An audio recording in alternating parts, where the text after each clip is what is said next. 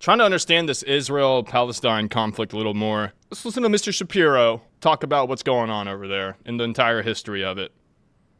Alrighty, so today we're going to talk about the history of the Israeli-Palestinian Arab conflict. In order to discuss that history, we have to go back in time, like way, way back in time. First, the Jewish homeland has always been the dream in Israel. Okay, to understand how tiny this slot of land is, you kind of have to look at this map. Okay, so this tiny area right here covers Israel and actually some other countries. Okay, the entire map, if you were to zoom out and take a look at the Arab world, what you would see is this enormous swath of the globe, and then you would see like this tiny pinprick about half the size of New Jersey, and that constitutes modern-day Israel. It's a very, very small plot of land, and if you were to look at this area, like the narrowest part of the land is currently constituted, you'd be looking at about 9 miles wide right here. The Jewish history with regard to the land of Israel begins approximately 1300 BCE, before the birth of Christ. Moses leaves Egypt somewhere around 1300 BCE. There are various sort of attempts to date this. A little bit later in the century, Joshua enters the land. He crosses the Jordan River, right? So the Jewish people go out here, they pass through the Red Sea, they end up wandering around in the desert, and then they enter the land of Canaan, right, which is this whole area. By about 1000 BCE, the kingdom of David is established. Jerusalem is the capital, right? This is the first that Jerusalem matters sort of in world history. Remember, still 1,000 years before Christ. By 957 BCE, the first temple of Solomon is built. It is built. Damn, that looks crazy, dude. Dude, it's amazing they used to be able to build these structures way back then. In Jerusalem. And it had arches? Oh, I wonder if that's actually accurate, because that's a pretty complex piece of engineering. Now remember, this is still a good 1,600 years before the rise of Islam. There's a lot of infighting among the Jews. There's a separation between the kingdom of Judah and the kingdom of Israel. Those are two separate kingdoms. And you end up with ancient maps that look sort of like this, right? This ancient map is the kingdom of Israel, which was 10 of the tribes. And then you have the kingdom of Judah, which is the one that was governed by. So the way I understood it was Judah was a guy and Israel was a guy. And I think Israel had... this may not be completely accurate. I could be misrecalling this, but I think Israel had 12 sons, and those were the original Israelites. And by the way, Israel is the son of Abraham. The Davidic line. The first exile that happens to the Jews happens in 722 BCE when the Assyrians rush in from the north. You can see the Assyrian Empire at the top of this map. They rush in from the north. Then there's another exile that takes place in 586 BCE. This is the Babylonian exile. So from way the hell out here on this map, the Babylonian. Here's Ur. This is where Abraham was born. Then he and his family came all the way over here to Haran. And then that's where God spoke to him and was like, yo, you need to leave your family, all your brothers, to go to the place that I'm going to give. I don't know if this was called the Promised Land. I'm not sure. Either way, so Abraham left with, like, I think his son, one of his sons, or was it his cousin? And his wife. And he was like 75 at the time. Came all the way down here and then fought, like, I think like 2 wars at like 80 years old. It's crazy, man. That's why you do your calisthenics. Come in, they conquer the land, and they destroy the first temple. In 515 BCE, there's this great return from Babylonia, and the second temple is built. In 63 BC. Wait, is that actually it? Return from Babylonia, and the second temple. It must have been kind of restored. That looks like in too pristine condition to be, 2,000 years old. But even then, dude, like they've got columns. So like pretty advanced stuff, honestly. Oh, there's some arches right there. There's some arches right there. Okay, so maybe they did know about arches back then. Temple is built. In 63 BCE, the Romans take over. So Pompey, at that point, not the emperor, but just a general. And the Romans believed in Christianity, so that's what their whole crusade was. Is they, I don't even know if they really wanted to like spread Christianity as much as just kind of take over stuff, I've always wondered that. I need to read more into that. Takes over the area, and Judea becomes a vassal state. And Judea remains a vassal state of the Roman Empire, basically. What's a vassal state? What is a vassal state? A vassal state is a subordinate state to a more powerful state, similar to a vassal in the feudal system. It implies a relationship where the vassal state is obligated to provide support, such as military assistance or tribute, to the dominant state in exchange for protection or certain benefits. Okay.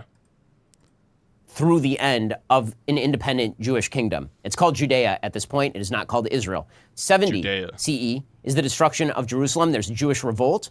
against the Roman government because of bad administrative practices and because of infighting and because of a crackdown on religious practice, and Jerusalem is destroyed. And not only is Jerusalem destroyed, the Second Temple is destroyed at the time as well. 130 to 136 CE, there is a massive revolt by the Jews under a general named Shimon Bar Kokhba, Simon Bar Kokhba. The Bar Kokhba revolt was extremely damaging to the Roman Empire. They had to expend extraordinary resources in order to stop the Bar Kokhba revolt, which is why it was almost an independent kingdom for a solid 4 or 5 years there. They renamed the area Palestine as an insult to the Jews. That's why it was named Palestine. So when people say historic Palestine, understand that the existence of Palestine was meant as a name, as an insult to the Jews, who are considered the historic inhabitants of the land, and it is first used in 136 CE, a solid 1,200 years after the Jews first enter the land at a minimum. Now, why is that an insult though? Just so they can't call it Judea anymore? So this was the Romans who did this? That's why it was in Bar Kokhba. The Bar Kokhba revolt was extremely damaging to the Roman Empire. They had to expend extraordinary resources in order to stop the Bar Kokhba revolt, which is why it was almost an independent kingdom for a solid 4 or 5 years there. They renamed the area Palestine as an insult to the Jews. That's why it was named Palestine. So when people say historic... The name Palestine became an insult because it was used by the Roman Empire as a way to erase the Jewish connection to the land and punish them for the rebellions. Specifically, in 135 CE, the Romans renamed the province of Judea to Syria-Palestina after the Philistines, a rival people in the region, to obliterate any association with the Jewish people and their history. This renaming was seen as a deliberate attempt to diminish Jewish identity and their claim to the land. Okay, gotcha. So it was the Romans who named Palestine. Palestine, understand that the existence of Palestine was meant as a name, as an insult to the Jews, who are considered the historic inhabitants of the land, and it is first used in 136 CE, a solid 1,200 years after the Jews first enter the land at a minimum. Now, finally, we get to the founding of Islam. So Islam finally is founded around the 7th century CE. Arabs take over this land in about 636 CE. In 1099, the Crusaders decide that they are going to...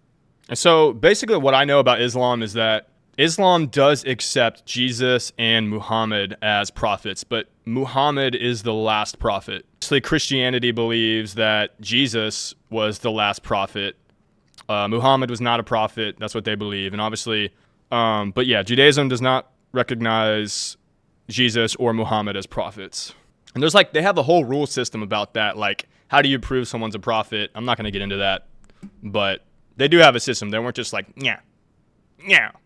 To take back the land. And from 1099 to 1291, the Crusaders are fighting battles with the Islamic world and establish rule inside Jerusalem and inside Israel. In 1291, the Crusaders are defeated, and a Muslim group called the Mamluks take over. They rule for a couple of hundred years. In 1517, the Ottoman Empire, another Muslim empire, takes over the entire area. Now, understand, since the destruction of the Kingdom of Judea, there has not been a single independent state called Palestine set up any time in here. It has always just been a territory of an outlying empire, and pretty sparsely populated, actually, because there wasn't a lot there, as it turns out. The Ottoman Empire, this entire time from 1517 to 1918, until the end of World War I, during that time, they really didn't want Jews settling in the land, and so they had barred Jewish land purchase. You actually could not buy land in this area if you were Jewish. Jews started to make sort of backdoor deals with local Arabs to buy their land, and so you start seeing Jews trying to escape various places from which they've been exiled for, thousands of years, back to the Holy Land. There's a constant Jewish presence here. Throughout all of these exiles, there's never no presence of Jews in, for example, Hebron or in Jerusalem or in various areas of the Holy Land. But the first major aliyah, which is termed the aliyah in Hebrew, that means to go up, right? Because there's a spiritual rising that takes place when you go to the Holy Land. The first aliyah is around 1882, it's late 19th century, and it's mostly Russians attempting to escape pogroms that are happening in Russia. I kind of zoned out. Let me rewind. 1,200 years after the Jews first enter the land at a revolt, which is why it was almost an independent kingdom for a solid 4 or 5 years there. They renamed the area Palestine as an insult to the Jews. That's why it was named Palestine. So when people say historic Palestine, understand that the existence of Palestine was meant as a name, as an insult to the Jews, who are considered the historic inhabitants of the land, and it is first used in 136 CE, a solid 1,200 years after the Jews first enter the land at a minimum. Now, finally, we get to the founding of Islam. So Islam finally is founded around the 7th century CE. Arabs take over this land in about 636 CE. In 1099, the Crusaders decide that they are going to take back the land. And from 1099 to 1291, the Crusaders are fighting battles with the Islamic world and establish rule inside Jerusalem and inside Israel. In 1291, the Crusaders are defeated, and a Muslim group called the Mamluks take over. They rule for a couple of hundred years. In 1517, the Ottoman Empire, another Muslim empire, takes over the entire area. Now, understand, since the destruction of the Kingdom of Judea, there has not been a single independent state called Palestine set up any time in here. It has always just been a territory of an outlying empire, and pretty sparsely populated, actually, because there wasn't a lot there, as it turns out. The Ottoman Empire, this entire time from 1517 to 1918, till the end of World War I, during that time, they really didn't want Jews settling in the land, and so they had barred Jewish land purchase. You actually could not buy land in this area if you were Jewish. Jews started to make sort of backdoor deals with local Arabs to buy their land, and so you start seeing Jews trying to escape various places from which they've been exiled for, thousands of years, back to the Holy Land. There was a constant Jewish presence here. Throughout all of these exiles, there's never no presence. So one of the things I don't really understand, I forget why Jerusalem is such a... Well, first of all, this is supposed to be the land that God promised Abraham for his descendants, right?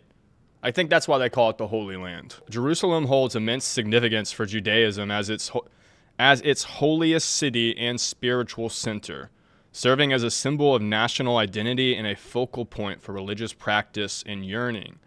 It's considered the site of the Garden of Eden and the location where Abraham nearly sacrificed his son Isaac. Is that true? I thought that was, he did it on a mountain. King David established Jerusalem as the capital of the Jewish state around 1000 BCE, and his son Solomon built the temple there. King David. Yeah, so David was the king of Judah. I don't know why, because I think David was a brother of Israel. So I don't know why they I guess they had some beef or something. I don't know.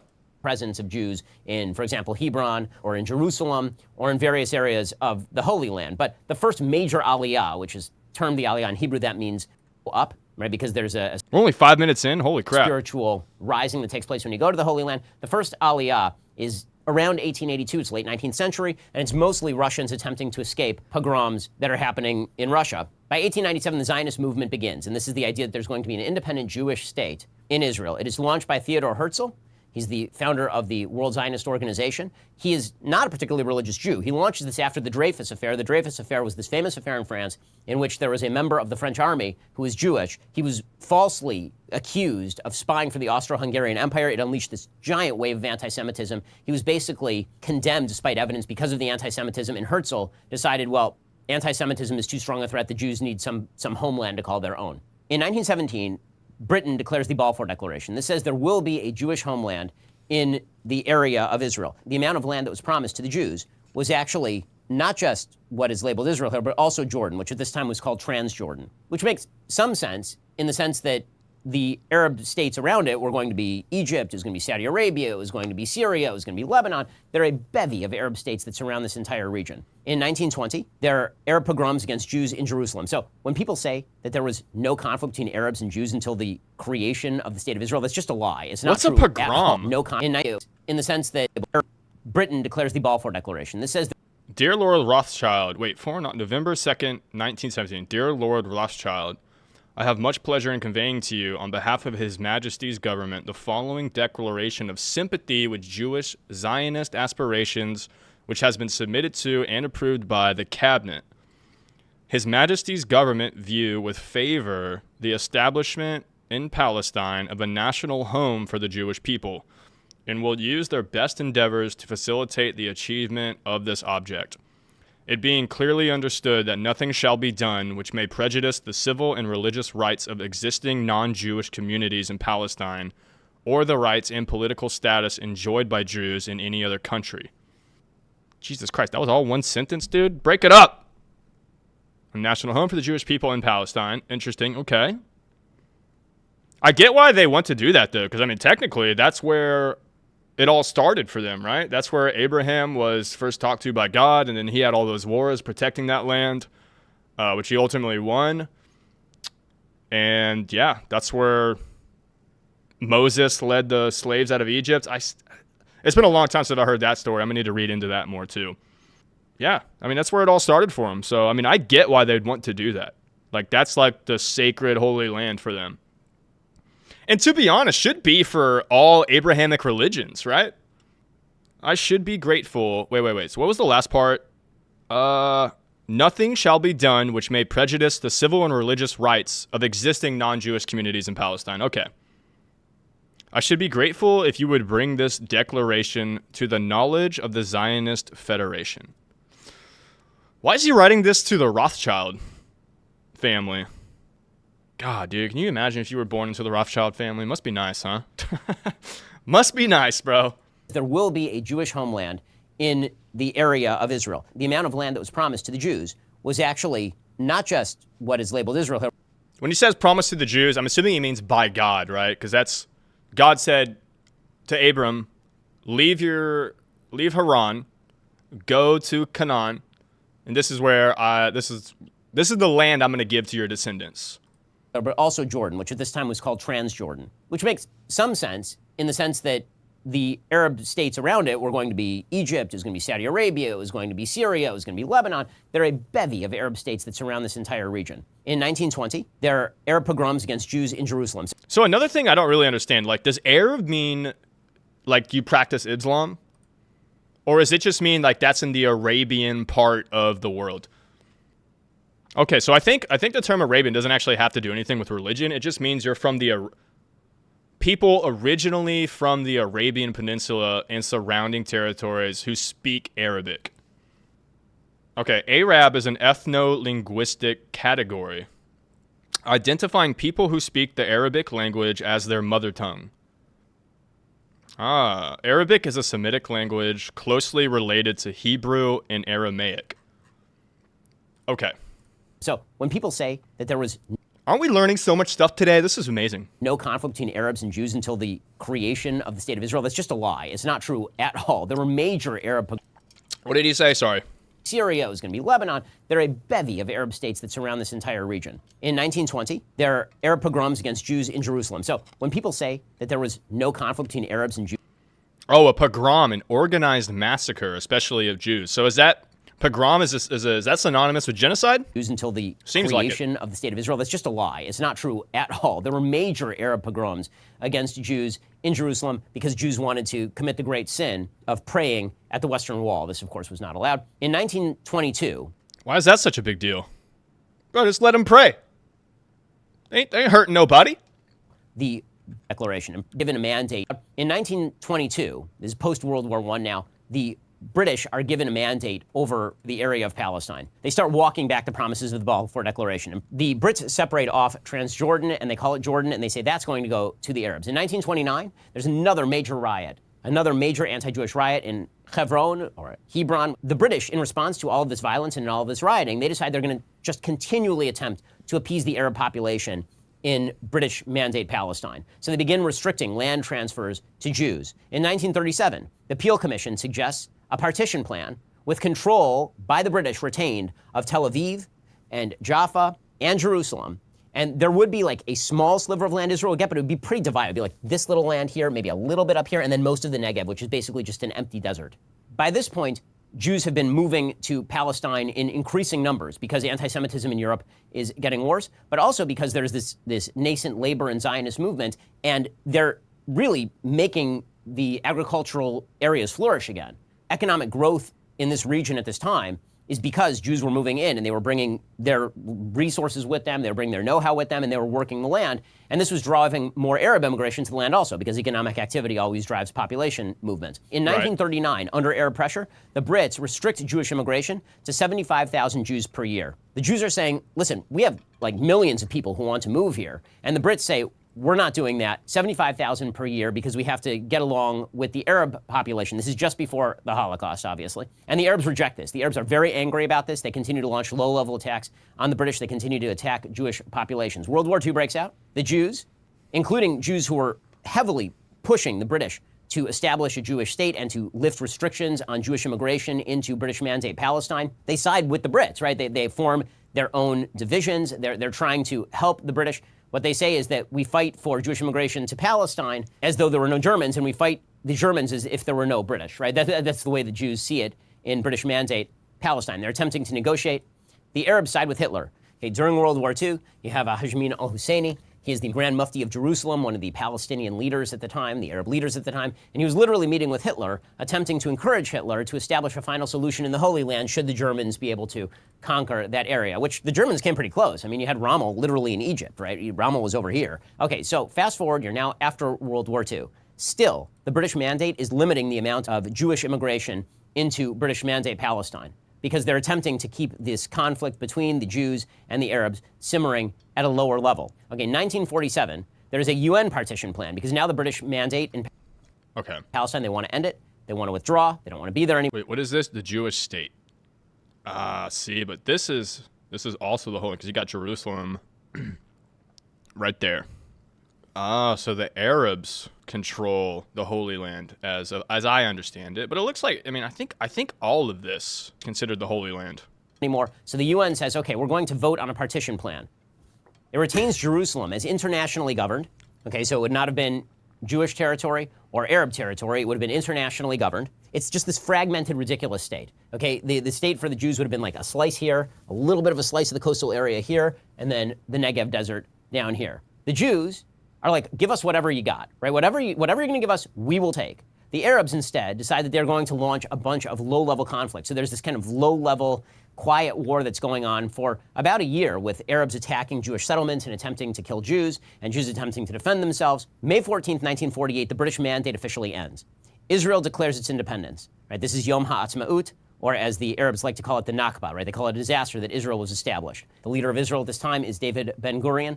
Ben-Gurion is no right-winger. He's no hardcore right-winger. Ben-Gurion was a labor socialist. Ben-Gurion was very much in favor of a wide variety of negotiations. He was quite anti-religious in sort of his own persona. Why is Homie rocking the Hitler stash? I guess that's not, I don't know, it's a little close. Is very much in favor of a wide variety of negotiations. He was quite anti-religious in sort of his own persona, but he understood the necessity of there being a Jewish state. In their founding documents, they ask the Arabs to stay. If you read the Declaration of Independence of the State of Israel, they explicitly say, we want to be a state for all of our citizens. Yes, we're a Jewish state, but we want Arabs to stay. We want them to become citizens. Instead, all of the surrounding Arab countries declare war. Israel is surrounded on every side by hostile states. Every single side, right? So you got Lebanon up north, you got Syria here, you got Jordan, you got Saudi Arabia, you got Egypt down here. And then there are a bunch of far-flung states that are also getting involved, right? Morocco was part of the 1948 war. You have a bunch of states that have decided they are going to invade, and they're going to destroy Israel. Like, they're just going to strangle it in the crib. And they're openly saying this. And not only are they openly saying this, they're telling the Arabs who are living in the Jewish areas, get out and get out of the way so our armies can come in and we can wipe the state off the map. Well, that's not how it ends up. Right? The way that it ends up is that the Jews end up basically retaining pretty much everything that's on this map, with the exception of the old city of Jerusalem. Right? So Jerusalem ends up basically split down the middle. Jerusalem is not controlled by the Jews at this point. The Temple Mount is still controlled by the Jordanians. The way that people speak about this particular period is as if there was a Palestinian state at this point. There was not. By 1964, the Arab states have decided that they need almost a propaganda effort here. So they create the Palestine Liberation Organization. The Palestine Liberation Organization is a terrorist group. It explicitly calls for the destruction of Israel. Now, you will note, at this point, Israel does not control any of this or any of this. So when they say Palestine Liberation Organization, they mean this whole thing, right? That whole thing is supposed to go away, because Israel doesn't even control that at that point. And they're not calling for Palestine to be liberated from Jordan or from Egypt. They're calling for the complete destruction of the state of Israel. Okay, so in 1967, the Arabs mobilized for all-out war. And this includes Egypt, it includes Jordan, it includes Saudi, it includes Syria. This is going to be the big war where they finally get rid of this nascent Jewish state that is less than 20 years old, right? And this is just less than 3 decades after the Holocaust. And Israel instead launches a preemptive war. They see this coming. They destroy the entire Egyptian Air Force on the ground. And in 6 days, they proceed to take the Golan Heights, which is this area of Syria. Israel takes over the entire Sinai Desert, takes all of Judea and Samaria to the Jordan River, takes all of the Gaza Strip, takes control of the old city of Jerusalem. Right? They do all of this in 6 days, which is why it's considered a miracle by the state of Israel. I mean, it's an unbelievable military performance. Yeah, for real. In 6 days, they take what was going to be the war for their destruction, and they proceed to expand their borders from this tiny thing to this, and all of this. Israel then proceeds to give up like all of it, right? So Israel keeps the Golan Heights because that's a military necessity. The UN calls for Israel to withdraw from occupied territories. Now, the language here matters if you care about the UN. I don't happen to care about the UN. I think it's a garbage organization. But if you do care about the UN, there's a resolution put forward by the UN Security Council. It calls for Israel to withdraw from occupied territories, not the occupied territories. Now, that makes a difference, because if it said the occupied territories, presumably it would mean anything Israel won, it would have to withdraw from if you care about the UN, which you really shouldn't. But it says occupied territories, which means subject to negotiations. The 67 Arab League summit happens. And they agree in Khartoum, Sudan, on the 3 no's. No peace, no recognition, no negotiations. And these are the 3 no's that are going to govern the Arabs all the way through. Basically until now, until the Abrahamic Accords. These were the 3 no's that mattered. And this is all the way in 1967. So whenever people talk about there needs to be a 2-state solution, why couldn't they have come to an agreement? Because literally one side said there will be no peace, no recognition, and no negotiations. One side has accepted every single peace deal provided to it to this point in time. And one side has said we will not accept any peace deal. And yet somehow there's a moral equivalency between the 2 sides. Explain that one. Okay, 73, holiest day of the Jewish calendar, Yom Kippur. Everybody is fasting, everybody is praying, and a surprise attack is launched on the state of Israel. The prime minister is Golda Meir. She gets caught completely by surprise. They were warned, and they didn't take it seriously. Israel suffers extraordinary casualties in the 73 Yom Kippur War, and then once again maintains or expands its borders a little bit. 79, Camp David Accords. Finally, there's a breakthrough. Menachem Begin takes over as prime minister of Israel, a very right-wing prime minister. There were 2 major parties in Israel at this time, Likud and Labor. This is the first Likud prime minister. And one of the things that he does is he comes to a peace accord with Anwar Sadat, who is the nationalist leader of Egypt. And in those peace accords, Israel gives up the entire Sinai Desert. Israel gives up the entire thing to Egypt in return for... So, if I remember this correctly, the Sinai Desert is where God first gave Moses the 10 Commandments. So that's a pretty big thing to give up for Israel, if I'm thinking about that correctly. Basically a cold peace. Anwar Sadat is then assassinated. In 1982, the Jordanian monarchy is deeply afraid that the Palestine Liberation Organization is going to overthrow the monarchy. They expel the Palestinians. The Palestinians end up in Lebanon, tens of thousands of Palestinians. Palestinian terrorist groups begin firing rockets over into Israel from South Lebanon. In 1982, Menachem Begin launches a war in Lebanon. Israel ends up basically going all the way up to the capital of Beirut and nearly occupying the entire country. And then they end up withdrawing under international pressure in what is considered sort of a disastrous war for the state of Israel. As always, whenever Israel withdraws from a territory, terrorist groups take over and then threaten Israel. This is the constant pattern. No matter, the only time this has not happened is with regard to withdrawal from the Sinai Desert. 1987, the Intifada breaks out. This is the Palestinians in the Judea and Samaria region. The reason that I use the terms Judea and Samaria is they are more historically accurate. People call it the West Bank. Why? Because Jordan occupied it, and this is the West Bank of the Jordan River. So the only reason that it's referred to as the West Bank, which is really historically anomalous, right? It's on the east side of Israel, but it's on the West Bank of the Jordan.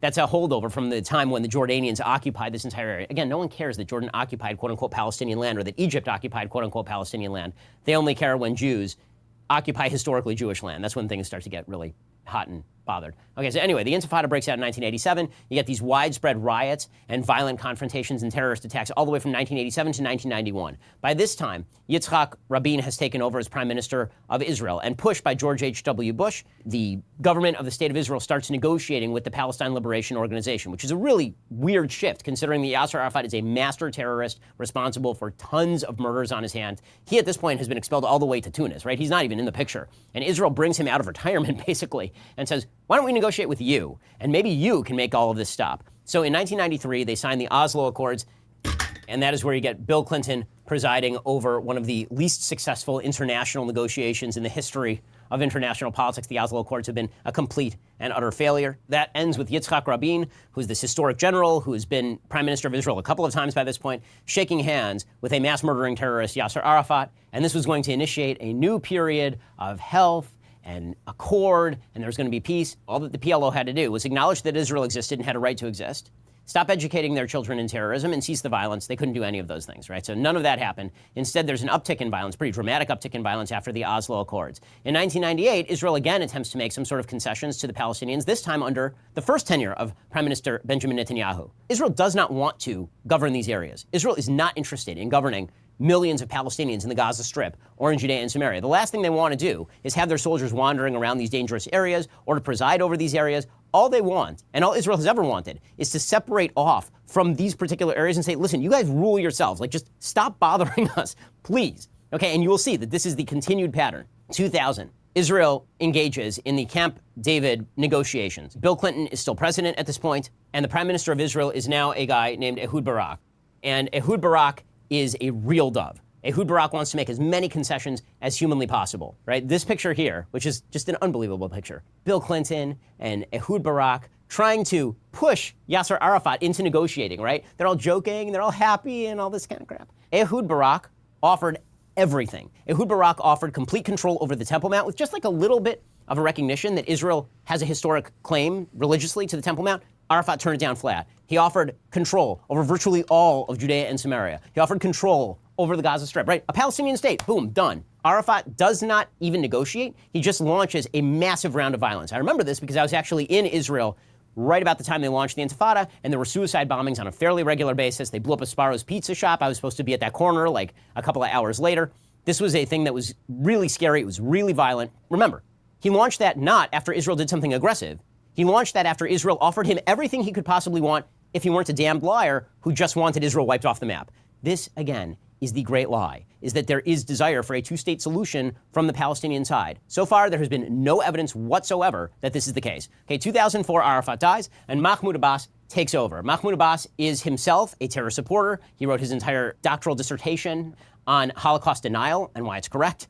Israel, in 2005, under the auspices of Ariel Sharon, who's one of the great hawks in Israeli history, right? He was the general in the 1973 war who ended up pushing all the way down close to Cairo. He was called the bulldozer. He's this famous general. He unilaterally withdraws from the Gaza Strip. There are a bunch of Jewish areas right in the northern tip of the Gaza Strip. Jewish soldiers went in and removed Jewish settlements in the Gaza Strip. These are places people have lived for decades. They removed them, and they just turned them over to the Palestinians. Hamas, a terrorist group, immediately rushed in and burned everything. They burned the greenhouses, they burned all the Jewish houses, they knocked down all the good infrastructure, and then they just took over the place. This is when you start to see a difference emerging among the Palestinians in terms of governance. You've got Judea and Samaria, the West Bank here, you've got the Gaza Strip here.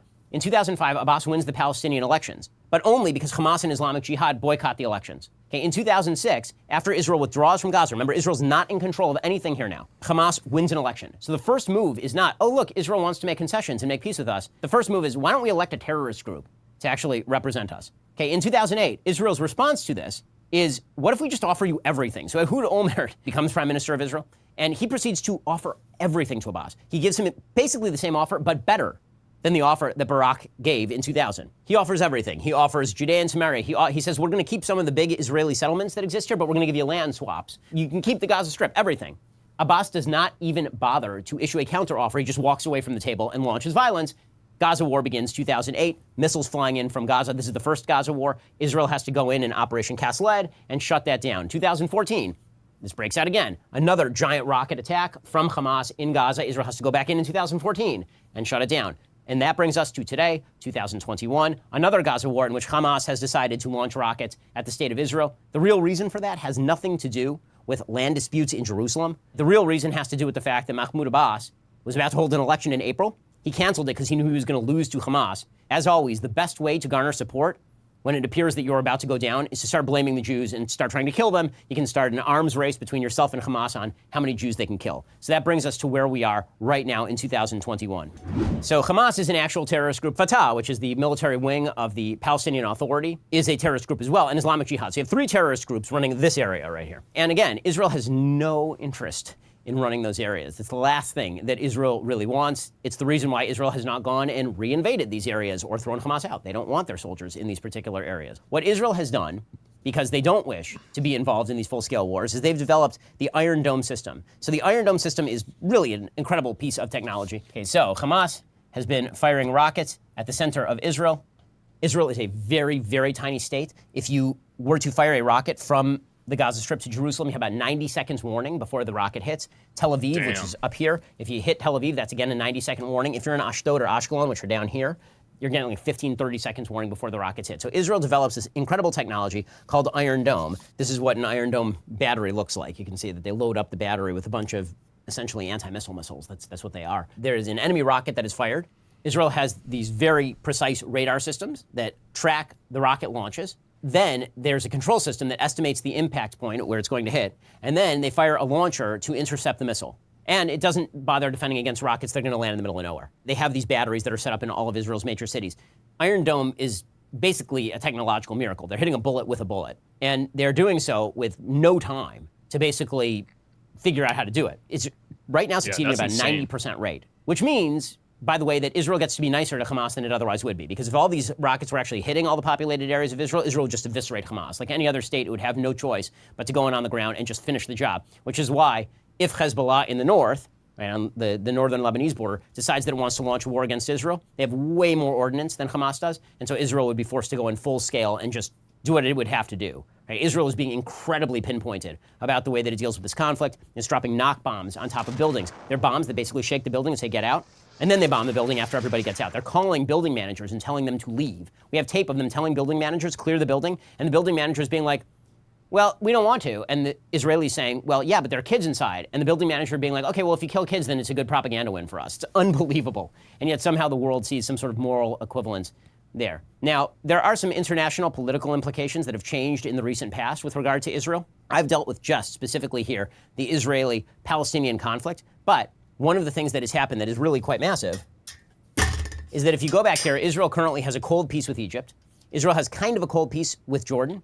And because the Obama administration really has strengthened Iran, the three no's of Khartoum, which you'll remember were no peace, no recognition, no negotiation, they've completely disappeared for a wide variety of Arab states, which have decided, guess what, the Jews aren't our enemy, Iran is our enemy. And so this is how you ended up with the Abraham Accords, where the UAE and Bahrain and Morocco, all of which have been supportive of these various wars of extinction against the Jewish state, have now decided that they're going to form a quite warm peace with Israel and recognize Israel's existence. That fundamentally changed the math on the ground. Meanwhile, the Biden administration is trying to walk that back by attempting to provide support to the radicalized Palestinian government of Fatah or of the Hamas or of Islamic Jihad.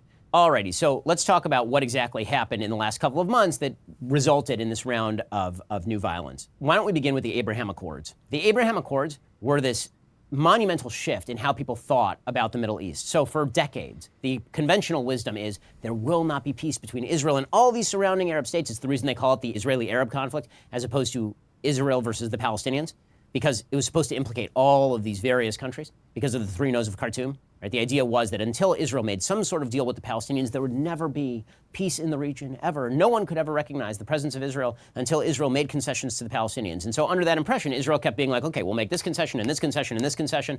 And the Palestinians kept being like, well, okay, we'll take those concessions, and also we're not going to do any of the things that you want us to do.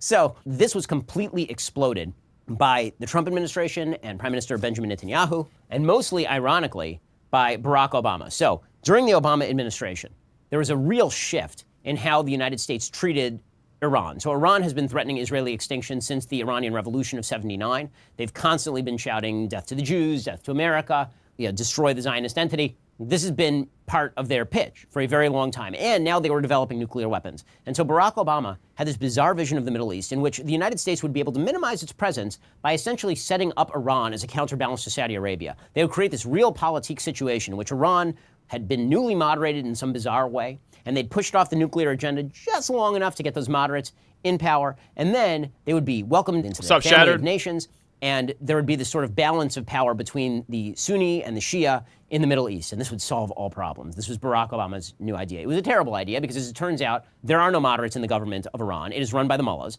This whole fake notion that the moderates were going to be emboldened by U.S. concessions was complete crap. So the Iranians continue in secret to foster their nuclear development. The Iranians take all the money that the United States is now allowing Iran to receive and spreading terrorism all over the region. So if we had a bigger map of the Middle East, what you would see is that down at the tip of Saudi Arabia is Yemen. And so there's a proxy war going on between Saudi Arabia and Iran in Yemen. The Houthis, which are an Iranian-backed terrorist group, are fighting Saudi-backed groups in Yemen, and it's led to tremendous death.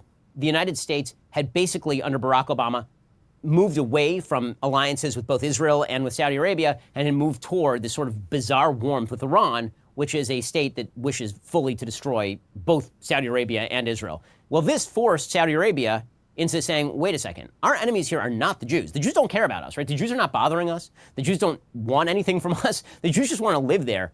And here we have this Iranian state that's actually trying to blow up like our oil resources and destroy our country. And what would be awesome is if we could form some sort of kind of covert alliance. And so all of the Saudi sort of proxy states, including the UAE and Bahrain and all the other Sunni states in the region, decided, wait a second, our enemy is not the Jews. Our enemy is the Iranians.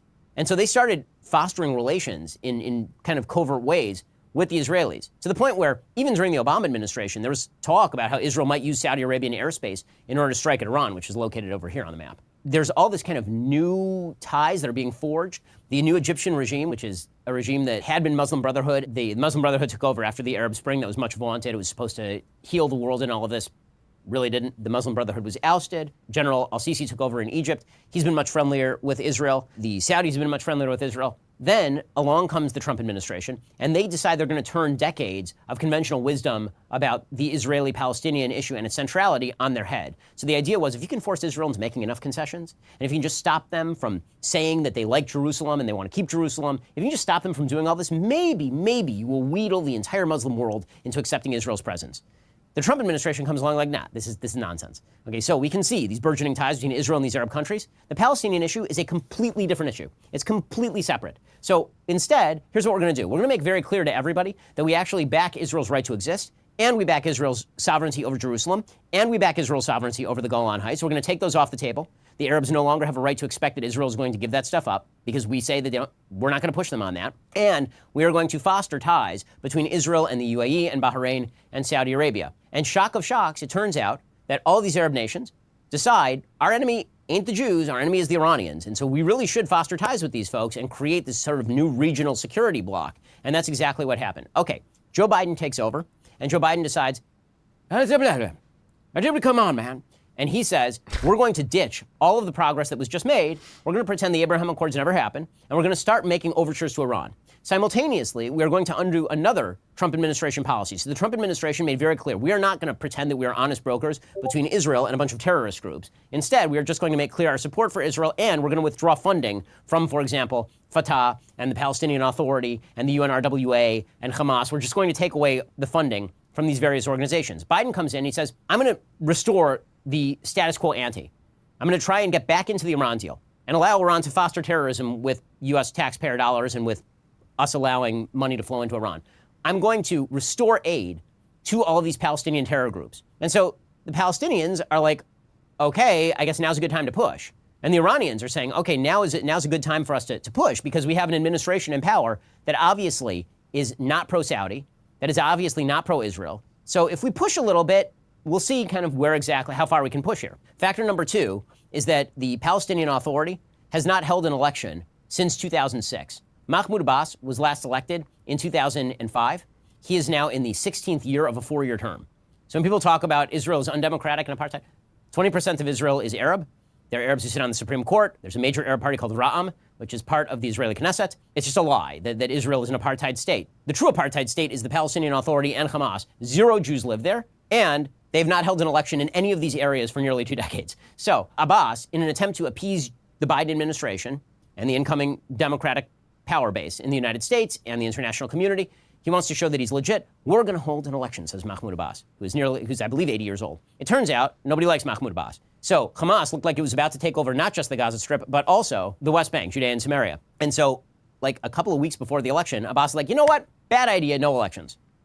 And knowing that this was going to set off a conflagration, Abbas starts pushing violence against Israel. The Fatah, who control all television in the West Bank, they start putting out videos about how it's good if you can kill a Jew. They start really ramping up a lot of the anti-Israel rhetoric. There are a bunch of incidents in which TikTok videos are taken of Palestinian youths in Jerusalem beating up Jews, and these are being celebrated. So there are a couple of pretexts that are used in order to redirect from I'm canceling the election to it's all the Israelis' fault. So in the it's all the Israelis' fault category, there are particularly 2 issues that they've been pushing. One is that the Palestinians were barred from entry via the Damascus Gate, which is a gate into Jerusalem, entry to the Temple Mount. Now, there were some roadblocks placed there because Israel was afraid that people were going to congregate and riot, which they promptly did as soon as Israel removed the roadblocks. So Israel removed the roadblocks, people congregated, they rioted, they did violence. Okay, this was used as a pretext to say that Israel was restricting access to the Temple Mount. I've been to the Temple Mount.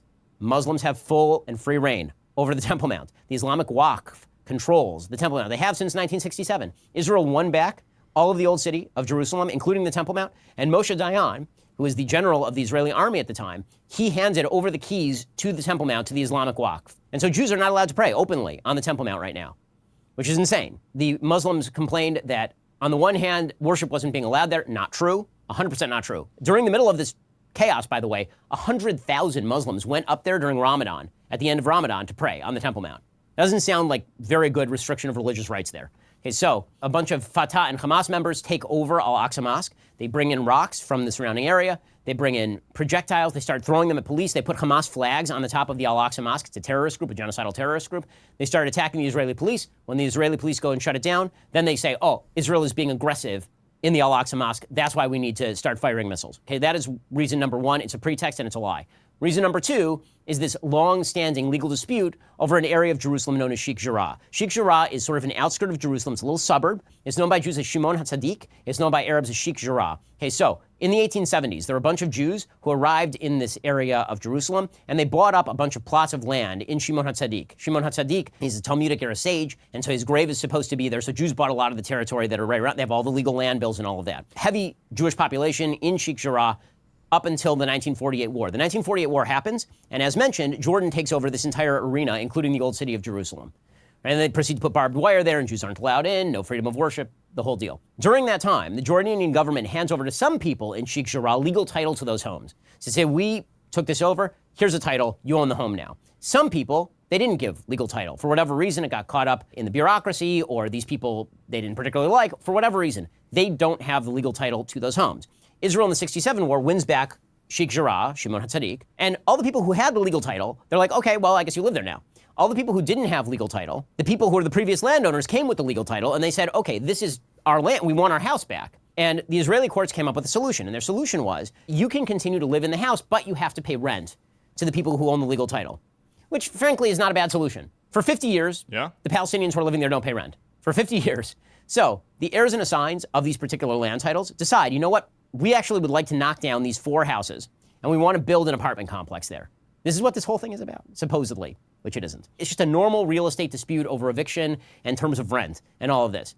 And an Israeli court finds, okay, well, they haven't paid rent, so they're going to be evicted. This is held up, right? The Israeli government says, we're not going to implement this right now. We want this to go all the way to the Supreme Court. It'll be adjudicated there. This is used as a pretext by the Palestinians to riot. It is used as a pretext by Hamas to fire rockets into the area. And the suggestion is this is Israel being aggressive and engaging in ethnic cleansing, which is weird because there are plenty of Arab families living in Sheikh Jarrah who are not being evicted because either A, they paid their rent, or B, they actually had the legal land titles to the homes in which they were living. East Jerusalem is still extremely heavily Arab. For a country that's being accused of ethnic cleansing, Israel is markedly incompetent at ethnic cleansing, considering that the population of Palestinians in the West Bank, Gaza Strip, and Jerusalem has vastly and exponentially increased over the course of the last 50-odd years. Those are the pretexts for the conflict. The actual reason for the conflict is Abbas canceled the elections, he ramped up the violence, and Hamas, in competition, said, okay, well, if Fatah's going to ramp up the violence, we can't be left out, man. A party's a party. And so they start firing rockets into Israel at civilian centers. Now, Hamas does, because they're a terrorist group, is they put all of their rockets in civilian areas to try and stop Israel from attacking them, because they know that Israel actually cares about civilians, whereas they do not. A lot of the foreign aid that was being granted and given to Hamas was not being used for actual aid. It was not being used for electricity or water. Israel's been providing electricity and water to the Gaza Strip for free for years. Hamas didn't use any of this money to actually build up infrastructure or help people. They used it to build these giant terror tunnels and stock up on rockets. These rockets, by the way, being provided by the same Iranian government that the American government is currently attempting to negotiate with under Joe Biden, which makes no sense at all. It's also the reason why, by the way, why 200 Democrats just voted last week that they would not place sanctions on any company that was doing business with Hamas or donating money to Hamas. There's a bill in 2019, identical bill, said cut off funding to any company that does business with Hamas. It passed unanimously in the House. Now that Joe Biden is president and trying to negotiate with Iran, 200 Democrats voted it down and never saw the light of day in the House of Representatives. That is where things currently stand. Israel is attempting to do what it can to wipe out Hamas's capacity to fire rockets indiscriminately at its civilian population without having to actually do a ground invasion of the Gaza Strip, because frankly, there are no good solutions there. If Israel goes in and wipes out Hamas, then maybe Islamic Jihad takes over, maybe Fatah takes over, maybe the next level of Hamas takes over. The only thing that has actually guaranteed peace in the region at all for any prolonged period of time was, in fact, Israeli troops on the ground staffing these areas, but Israel doesn't want to be there. And so the two alternatives historically have been Israel has to subject itself every few years to a barrage of rocket attacks, go in, knock out some infrastructure, you get a couple of years of peace, same thing happens in a couple of years, or you have to have a long-term quote-unquote occupation in which Israel basically attempts to pacify by keeping a certain baseline level of troops in a particular area. So, as you see, it took a very long time just for me to go through the basic history of this conflict, and that's the very basic history of this conflict. There's a lot more there. There are a lot of resources out there, but suffice it to say, the media members who try to boil this down to just a border dispute or try to suggest that this is just a matter of Benjamin Netanyahu. It's coming from ignorance and it's coming from stupidity. Do your reading before you bother to comment on the situation. One of the things that you will have noted in the news is that every time there's an uptick in the violence in this particular region that involves Israel, there's widespread anti-Semitic attacks that happen all over the world. You're seeing it happen right now every place from LA to New York to Europe. And there's this argument that's constantly made by people, particularly on the left. Well, if Israel didn't exist, wouldn't there be less anti-Semitism? And even in the U.S. now, so some Holocaust survivor was burned alive the other day. Fucking insane. Well, first of all, as we've talked about, you'd have to ignore every bit of history from in the U.S. 36 CE all the way to 1948 to get to that point. There's something quite ironic about somebody beating a Jew in the street over Israel saying, if Israel didn't exist, I would stop beating this Jew. The reality is that not every criticism of Israel is anti-Semitic, of course, just like not every criticism of the United States is anti-American. But every anti-Semite is anti-Israel, every single one. And there's a heavy crossover between anti-Zionism and anti-Semitism for sure. Interesting, dude. I mean, yeah, from what I can tell from what I've read and everything like that, like the Israelites, I feel like they should have a right to their land over there, what they consider the promised land. And that was a lot to take in. Yeah, so I just don't really understand, like, why do people hate the Jews so much? Is it literally just because they have a different religion and they're like, I mean, yeah, I just don't get it, man. Or they just all think like that's our land. But either way, Israel seems like they've been doing a lot to try to find some peace or some common ground, right? And obviously, like Hamas, they just don't give a fuck. They just do not give a fuck. So, yeah, the more I learn about this, the more like a fucking psycho Hassan seems, which is what we're about to get into next.